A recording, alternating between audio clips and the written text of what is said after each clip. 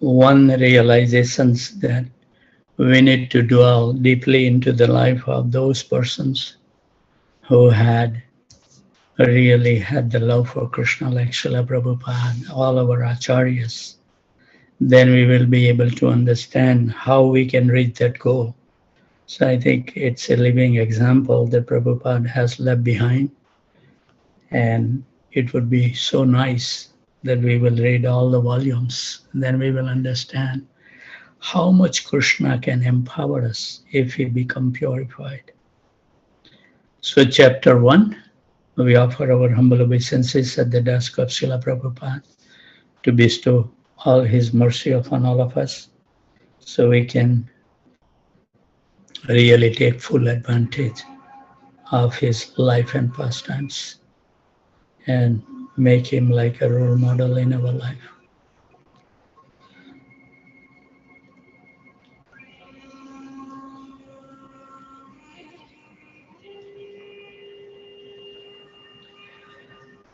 Srila Prabhupada childhood.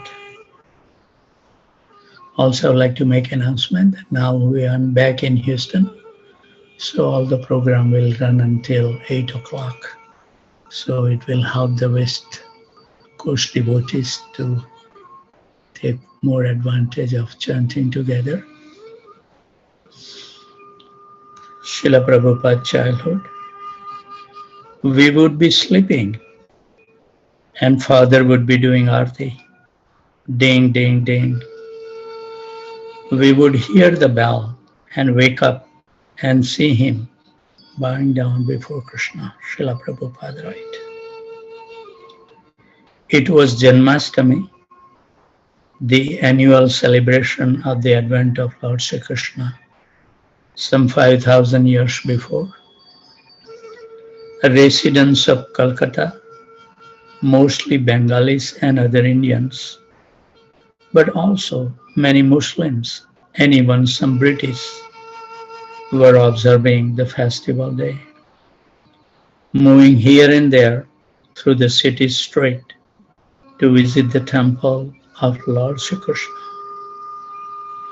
Devout Vaishnavas fasting until midnight, chanted Hare Krishna and heard about the birth and activities of Lord Krishna from Srimad Bhagavatam. They continued fasting, chanting, and worshipping throughout the night.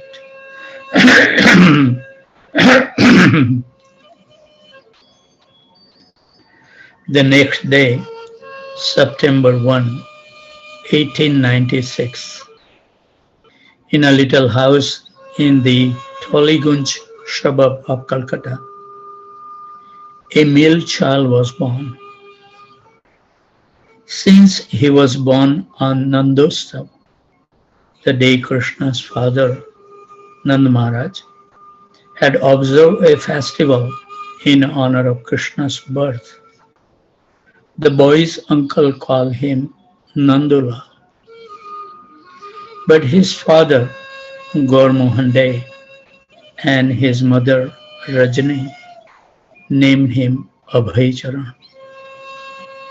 Quote, one who is fearless, having taken shelter at Lord Krishna's lotus feet, unquote.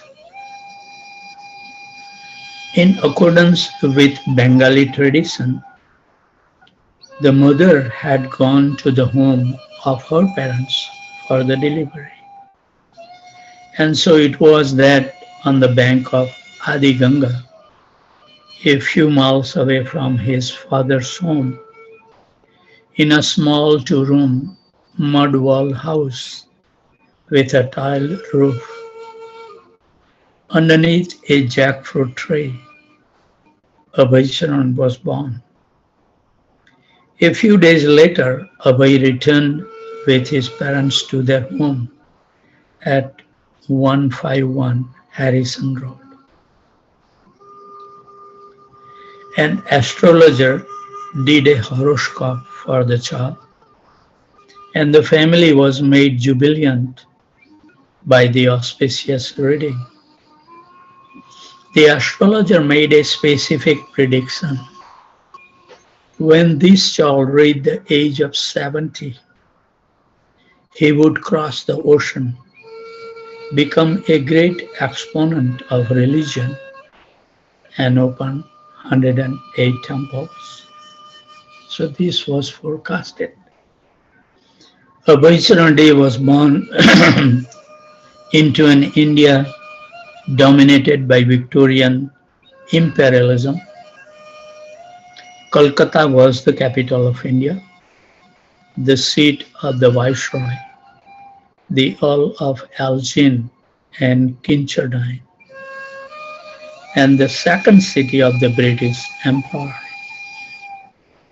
Europeans and Indians lived separately, although in business and education they intermingled.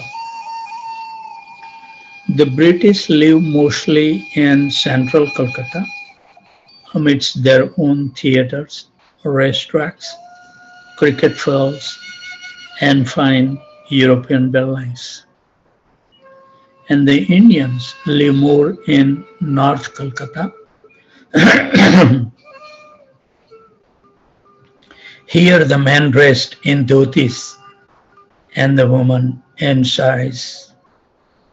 And while remaining loyal to the British crown, followed the traditional religion and culture.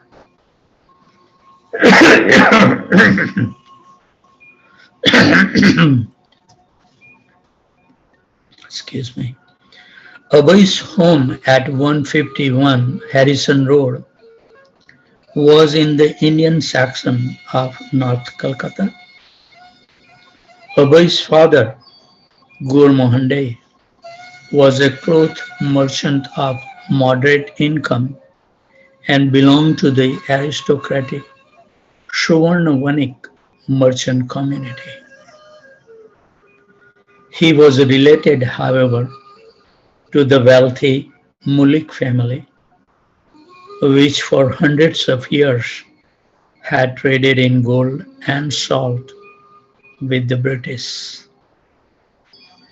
Originally, the Mulis had been member of the Dey family, a Gotra lineage that traces back to the ancient sage Gautama.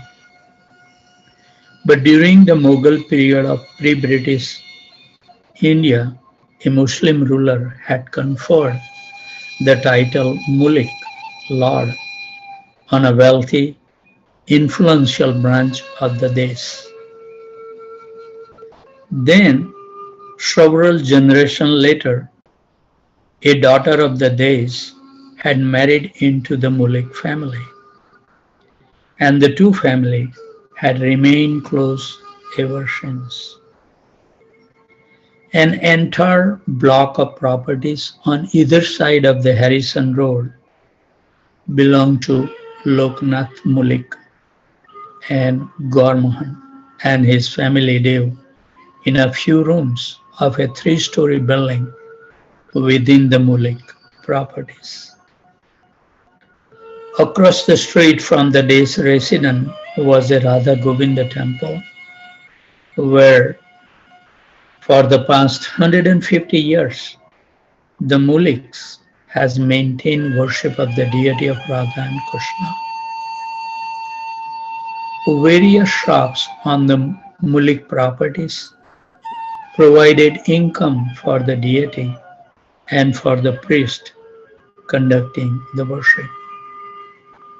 Every morning before breakfast, the Mulik family members would visit the temple to see the deity of Radha Govind. They would offer cooked rice, kachoris, and vegetables on a large platter, and would then distribute the prasadam to the deity's morning visitors from the neighborhood. Among the daily visitor was Abhay Charan, accompanying his mother, father, or servant. Srila Prabhupada. I used to ride on the same perambulator with Siddheswar Mulik. He used to call me Moti, Paul, and his nickname was Subuddhi. And the servant pushed us together.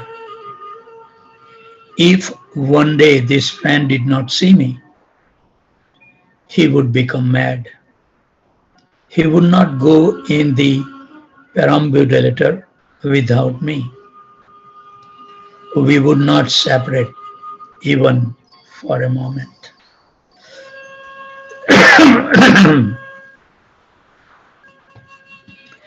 As the servant pushed the baby carriage into the wide expanse of Harrison Road, timing his crossing between the bicycles and horse-drawn hackneys, the two children in the pram gazed up at the fair sky and tall trees across the road. Sound and sights of the hackneys with the large wheels spinning over the road caught the fascinated attention of the two children. The servant steered the carriage toward the arched gateway within the red sandstone wall, ordering the Radha Govinda Mandir.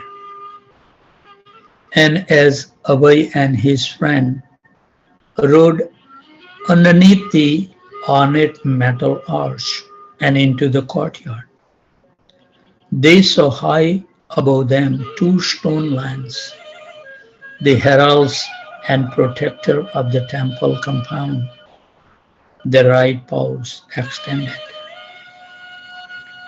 In the courtyard was a circular drive, and on the oval lawn were lampposts with gas lights and a statue of a young woman in robes. Sharply chirping sparrows flitted in the shrubs and trees or hopped across the grass, pausing to peck the ground. Vultures of pigeon coot, sometimes abruptly flapping their wings overhead, sailing off to another perch or descending to the courtyard. Voices chattered as Bengalis moved to and fro, dressed in simple cotton saris and white dhotis. Someone paused by the carriage to amuse the golden-skinned boys with their shining dark eyes, but mostly people were passing by quickly, going into the temple. The heavy double doors leading into the inner courtyard were open, and the servant eased the carriage wheel down a foot-deep step and proceeded through the fire. Then down another step and into the bright sunlight of the main courtyard. There they faced a stone statue of Garuda, perched on a 4-foot column. This carrier of Vishnu Garuda, half man and half bird, kneed on one knee, with hands folded prayerfully, his eagle's beak strong, and his wing poised behind him. The carriage moved ahead past two servants sweeping and washing the stone courtyard. It was just a few paces across the courtyard to the temple.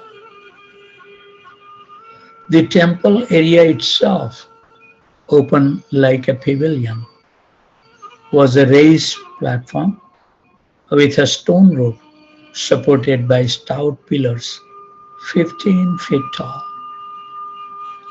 At the left end of the temple pavilion stood a crowd of worshippers, viewing the deities on the altar. The servant pushed the carriage closer, lifted the two boys out, and then holding their hands, escorted them reverentially before the deities. Srila Prabhupada. I can remember standing at the doorway of Radha Govinda temple, saying prayers to Radha Govinda Murti. I would watch for hours together. The deity was so beautiful with his slanted eyes.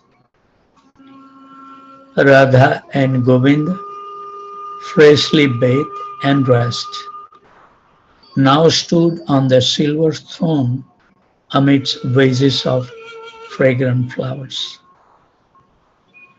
Govinda was about 18 inches high, and Radharani, standing to his left, was slightly smaller. Both were golden. Radha and Govinda both stood in the same gracefully curved dancing pose, right leg bent at the knee and right foot placed in front of the left. Radharani, dressed in a lustrous silk sari, held up her reddish right palm in benedictions, and Krishna, in his silk jacket and dhoti, played on a golden flute. At Govinda's lotus feet were green tulsi leaves with pulp of sandalwood. Hanging around their lordships' necks and reaching down almost to the lotus feet were several garlands of fragrant night-blooming jasmine, delicate trumpet-like blossoms resting lightly on Radha and Govinda's divine forms. Their necklaces of gold, pearls, and diamonds shimmered. Radharani bracelets were of gold, and both she and Krishna wore gold embroidered silk chadars about their shoulder. The flowers in their hands and hair were small and delicate, and the silver crowns on their heads were bedecked with jewels. Radha and Krishna were smiling slightly, beautifully dressed, dancing on the silver throne beneath a silver canopy and surrounded by flowers. To Abhay, they appear most attractive. Life outside on Harrison Road and beyond was forgotten. In the courtyard, the birds went on chirping, and visitors came and went. But Abhay stood silently, absorbed in seeing the beautiful forms of Krishna and Radharani, the Supreme Lord and his eternal consort. Then the kirtan began, devotees chanting and playing on drums and kartals. Abhay and his friend kept watching as the pujaris offered incense, its curling smoke hanging in the air. Then a flaming lamp, a conch shell, a handkerchief, flowers, a whisk, and a peacock fan.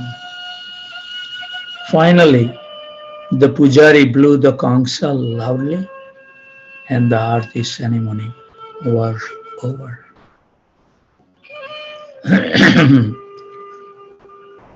Somehow I think it's restricted to export the peacock feathers in India. I heard that, but I don't know. But we order the 3 plates, so I bring the chamra, and then I will also to get this peacock fan. So they have a complete set for the festivals.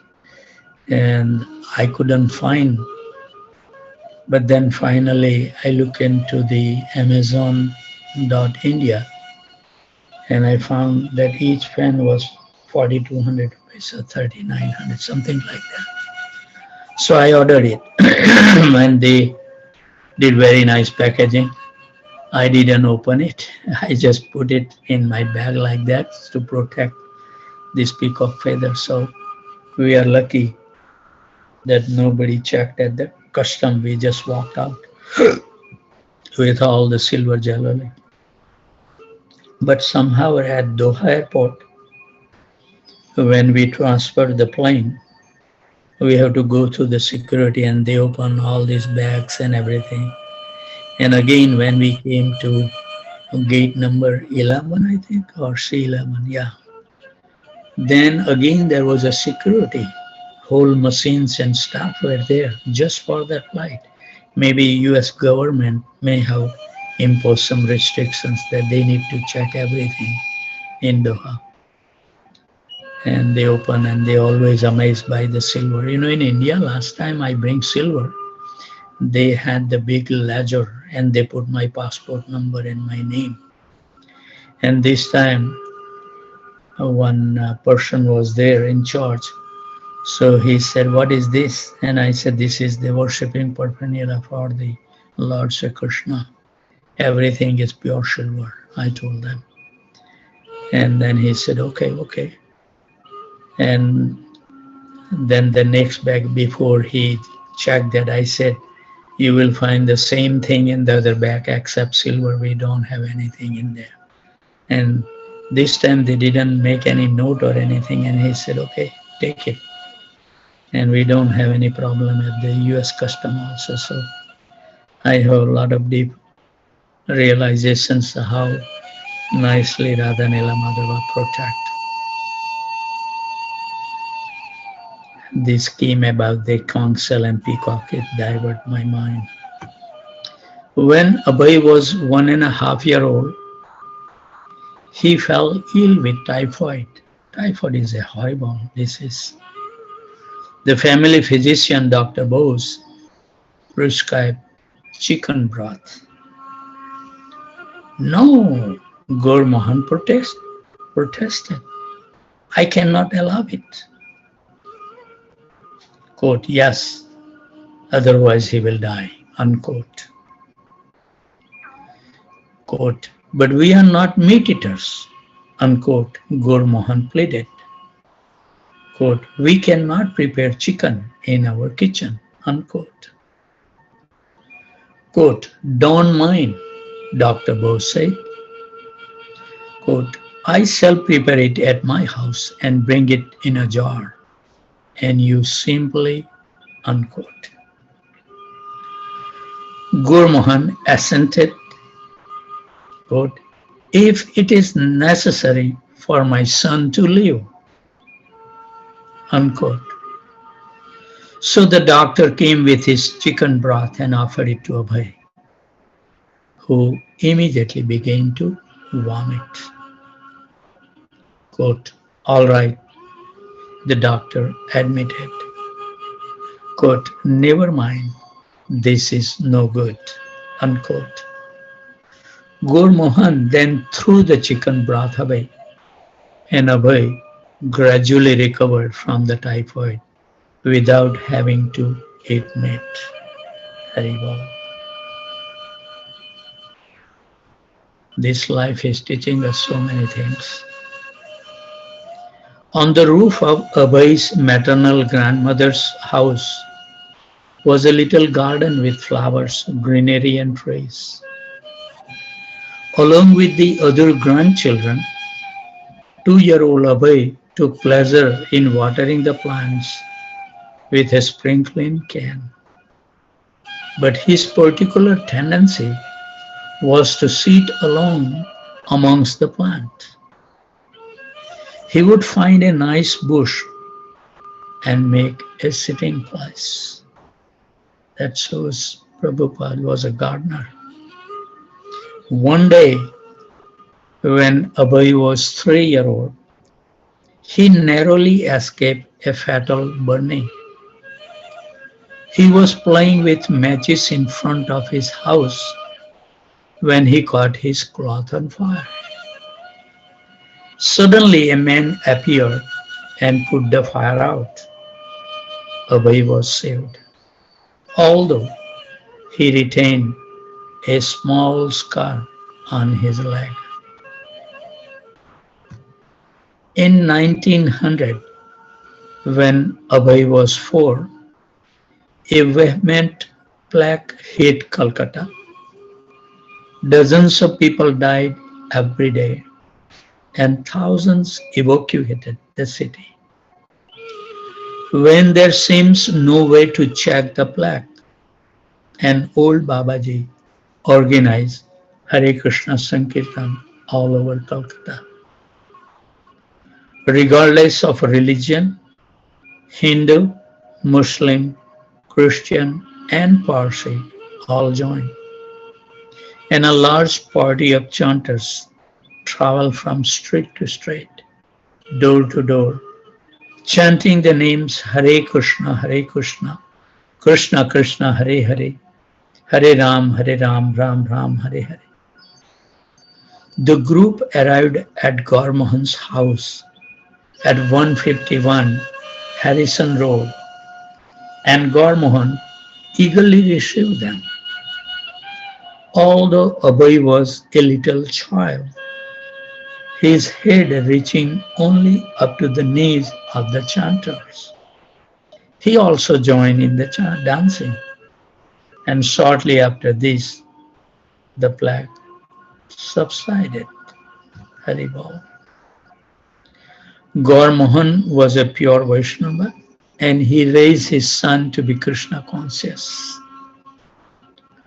Since his own parents had also been Vaishnavas, Gaur Mohan had never touched meat, fish, egg, tea or coffee.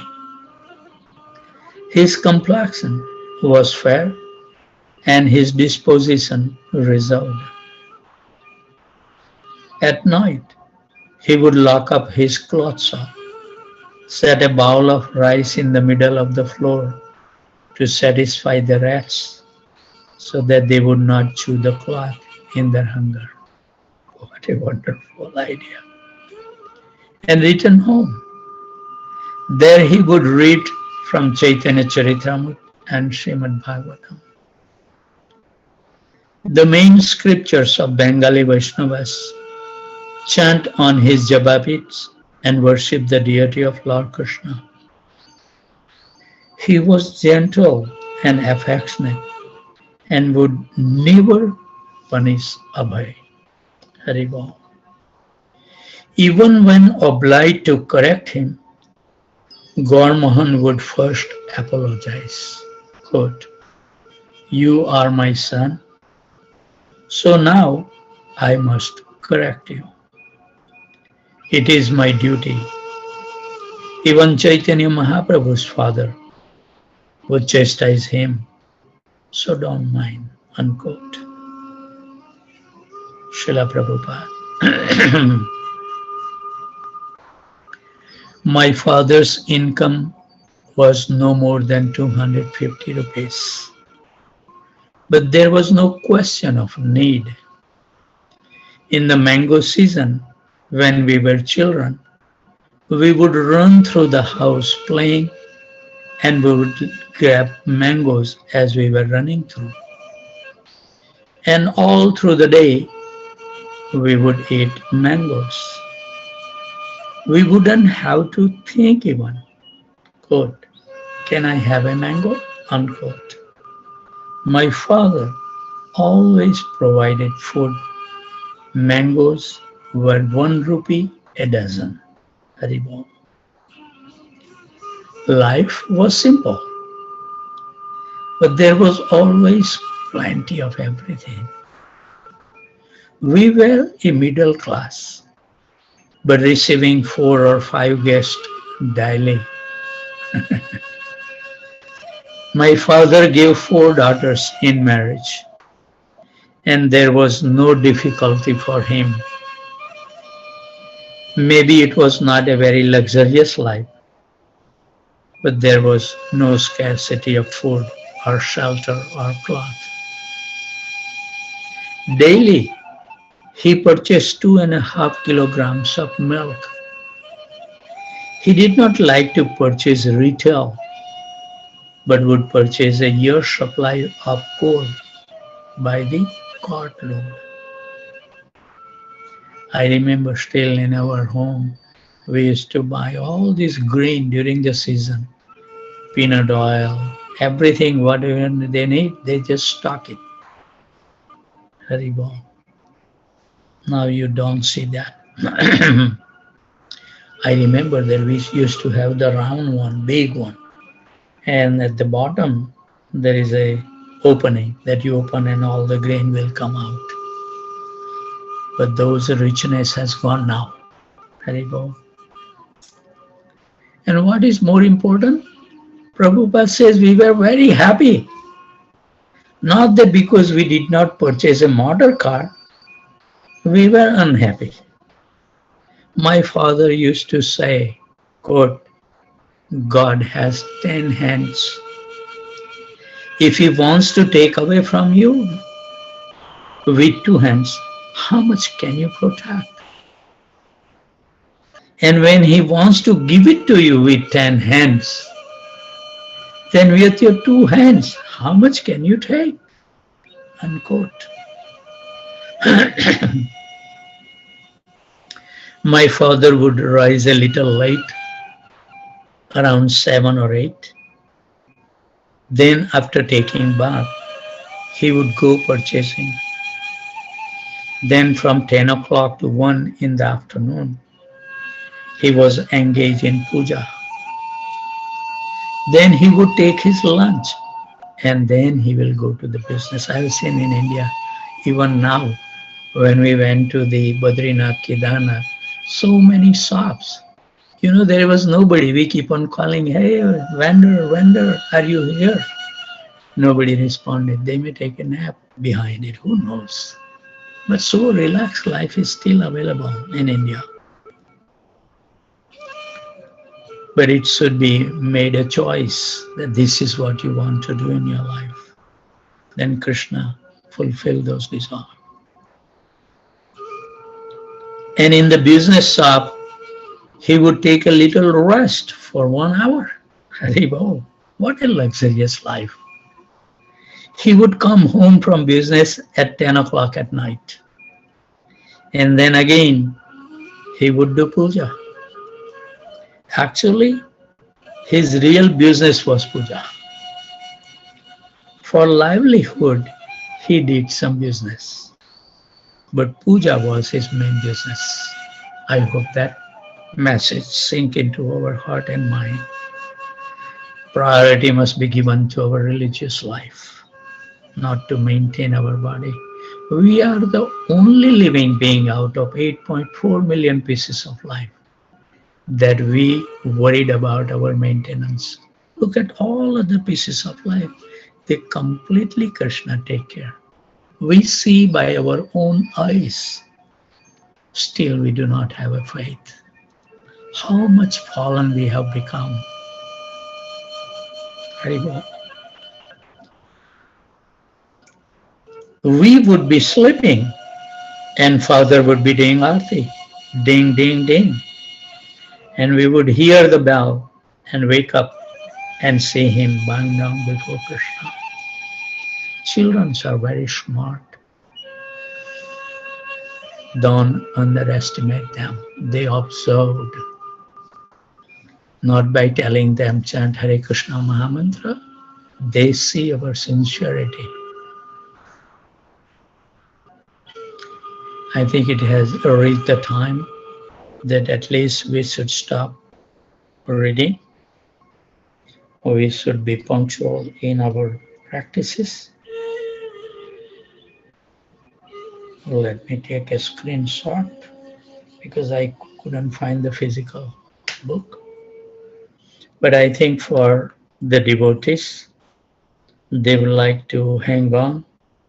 We will be chanting every day until 8 a.m. And the Saturdays, as I discussed last time, that we will follow from the screen. Who will join the first one? He will chant first round. Who joined the second, he will chant second round. And we have about 64 devotees joined, so we will chant 64 round every Saturday. Life is very short. We do not know that this last breathing we did may be the last one. What is the guarantee? All other things can keep on changing, but this process we need to maintain. And this is the benefit of reading the life of a great acharyas, that how we should mold our life. They teach us everything. And if you are sincere and following the footsteps, the same result can be achieved, even though we are so fallen. We have no intelligence. We just get puffed up by little quality that Krishna may have given, and we take pride. Oh, I'm this, I'm great in this, I'm great. Then at the last moment of your life, prove that how that quality will help you. Just see that that can protect your life or extend even one breathing. Nothing will help us. And everyone has to take a last breath in this material world. Prepare for it. It's wonderful. It's a nice experience. To die while we live. That's a wonderful experience. So I think we will continue chanting until 8 o'clock. And normally, one day we used to have Saturday that question answer, but because now we will chant 64 rounds, so at least at 7:45 I will ask anybody has any question, comment, corrections or chastisement. And if nobody will respond within minute, 60 seconds is more than enough to respond. And if no response, then we will continue chanting until 8 o'clock. Thank you very much again. Hare Krishna. Hare Krishna, Hare Krishna, Krishna Krishna.